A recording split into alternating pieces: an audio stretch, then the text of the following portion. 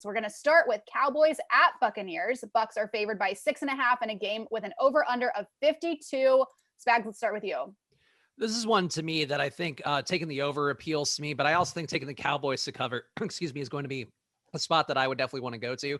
I think the Cowboys, to me, a team that offensively is going to be looking a lot better than they did last year.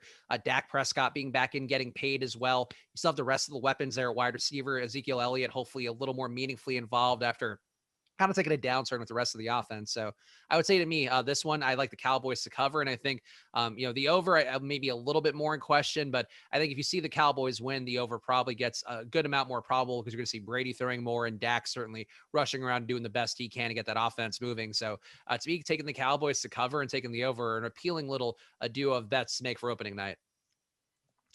So it's one of these situations, obviously, football, as some of our people in chat have pointed out, we got some time here, but you can steal some value. Or if you know what you're doing, you can wait. Like the over is going to push up. And if you like the Cowboys, you absolutely should wait because getting 6.5 is no good. If it moves, you cross 7, you get 7.5. That's a huge number. If you like the Bucks, you would probably want to take this line now. I'm with Spags, though. It would be Cowboys. I actually like the under, though, at first glance. I think they've tried to address this defense. We'll see how much better they are, but this is a team with Tampa.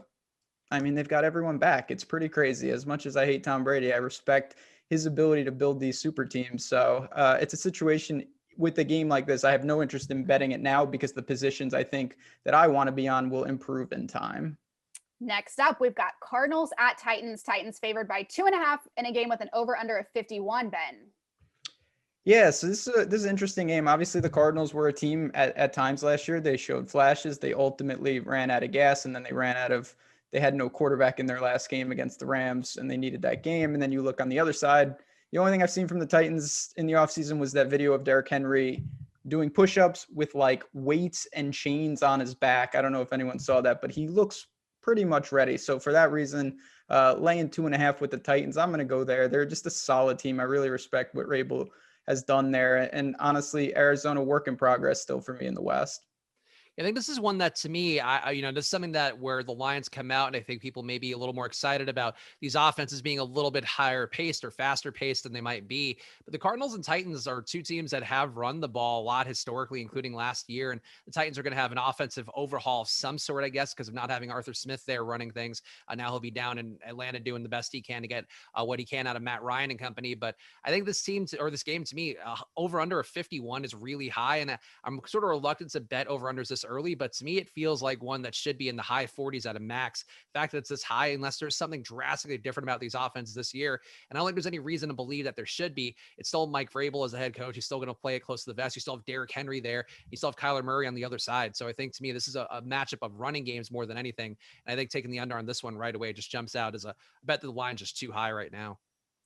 Next up, we've got the Chargers at Washington. Chargers are favored by 1 in this one and with an over-under of 44.5. Spags, what do we think about this? This is one where I like the over a lot, and I also like Washington to win. So if you could somehow get that money line combined with the over on it, I think that's a good move. I'm a big believer in what Washington's going to do. I do think that having Ryan Fitzpatrick in is something that people are going to really underrate. And I think you guys out there who've played fantasy or played DFS, whatever bet, or even just bet on games, you know what Ryan Fitzpatrick brings to the table as a thrower. And that's good. He's going to move the chains downfield. He's going to target the guys downfield. He's going to target Terry McLaurin. He's going to make the most he can of whatever weapons he has. And I think this is a spot to me that this line, I maybe more defensive minded as the hopes that they're going to have for this game that Vegas is having. But I think in this spot, it's going to be a Justin Herbert, Ryan Fitzpatrick shootout. And to me right away, I don't get why this line is that low. And I think it's one that it has to come up a little bit over the course of the next few months.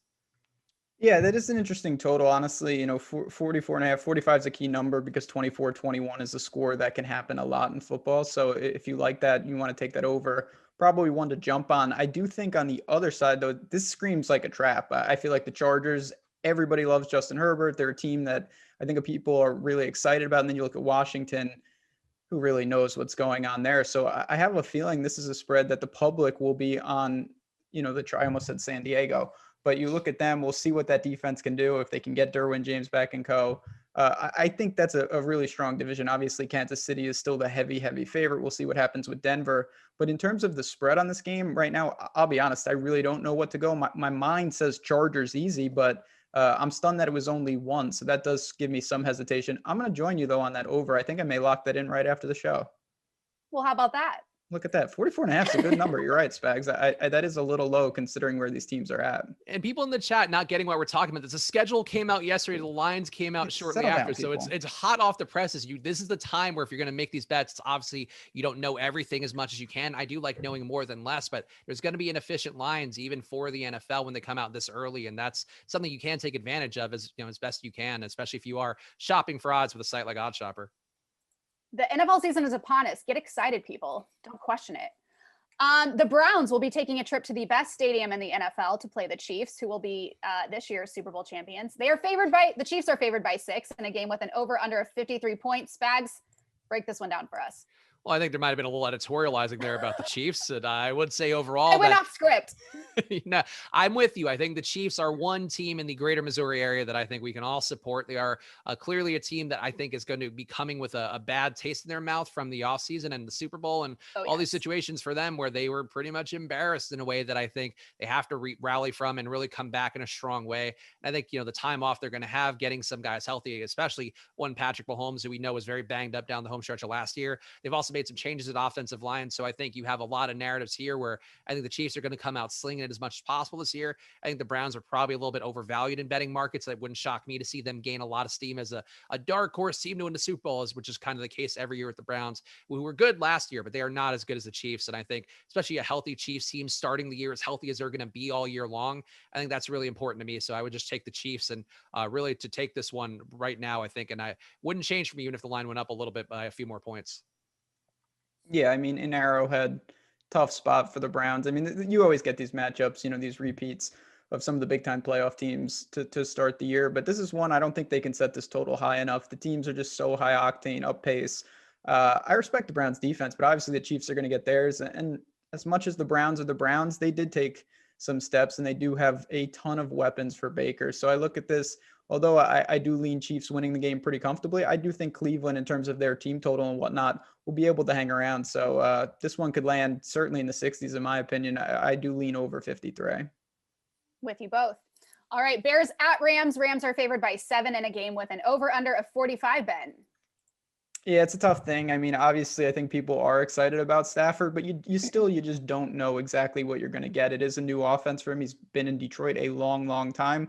I do think the Rams have some things working. I get why they're favored by a touchdown here, but it's not a game that I'm really interested in at first glance. So I look at that 7, it's right on a key number. 45 is another key number.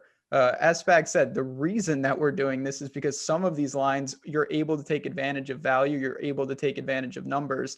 This is a game right now. I think waiting is the value because maybe this pushes to 7.5. Maybe this pushes to 44.5 or 45.5. And that makes a huge difference in the line.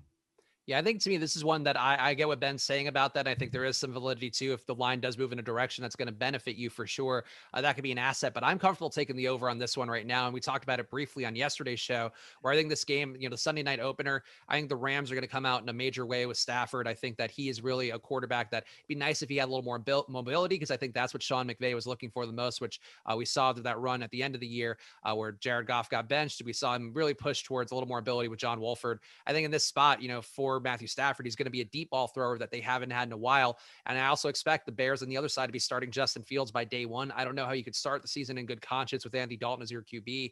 And the Rams defense, one thing we know with the NFL year in, year out is that defense is one of the least sticky metrics year to year. Even if you have crazy talent, you see teams year after year just go from being number one in defense to being in the middle of the pack or, more of a top 10 team. I think the Rams are very capable of fitting that profile, even with the guys they have in tow. So this game being a shootout early, I do like the Bears to cover. I think that one is a little more risk to it. This is one, to me, it's too low of a line. I think the Bears offense is going to be one that I am very excited to see, come to form this year. And I think that first game, we're going to see both the Bears and the Rams on both sides just bring it in a major way.